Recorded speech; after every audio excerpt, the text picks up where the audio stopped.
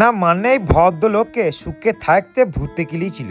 আর এই ভূতে কিলিয়েছিল বলেই বাড়ি থেকে 14 কিলোমিটার এগিয়ে এসে এই পার্সেলটা নিল। চলো তাহলে আনবক্সিং করতে করতে কাস্টমারকে কেন ভূতে কিলিয়েছিল আর কেন কাস্টমার 14 কিলোমিটার এগিয়ে এসে এই পার্সেলটা নিল সেটাই বলি। আসলে গোদাপাড়া পার্সেলটা গতকালকে আমাদেরই এক ডেলিভারি বয় কাস্টমারের বাড়ির সামনে গিয়ে আধ ঘন্টা থেকে 1.5 ঘন্টা দাঁড়িয়ে ছিল।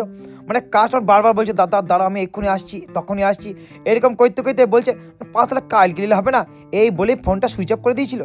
যথারীতি পার্সেলটা আজকেও আমাদের ডেলিভারি বয় নিয়ে গিয়েছি। আর আজকে এই গোদাপাড়া পার্সেলটা নিয়ে যাওয়ার পরেও কাস্টমার টানা মানা শুরু করে দেয়। আর আমাদের ডেলিভারি বয় পার্সেলটা আবার অফিসে নিয়ে চলে আসে। আর যখনই আমি এই ঘটনা শুনতে পেলাম তখনই কাস্টমারকে আমি ফোন করে বললাম যে আপনি যে টানামানাটা করছেন আপনি পার্সেল আদৌ কি নেবেন না সেটা ঝেড়ে কাশুন।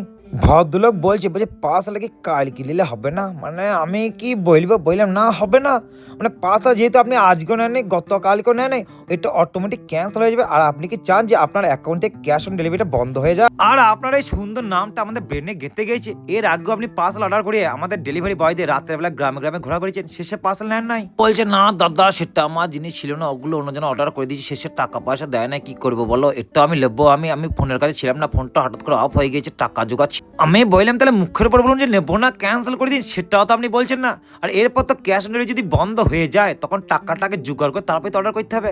ধরো তুমি কোনো দরকারি পার্সেল অর্ডার করেছো আর আমরা যদি তোমাকে এইভাবে ঘোরায় তোমার কেমন লাগবে? বলছে দাদা তোমরা অফিসে থাকো আমি চললাম। তো 14 কিলোমিটার এগিয়ে এসে কাস্টমার পার্সেল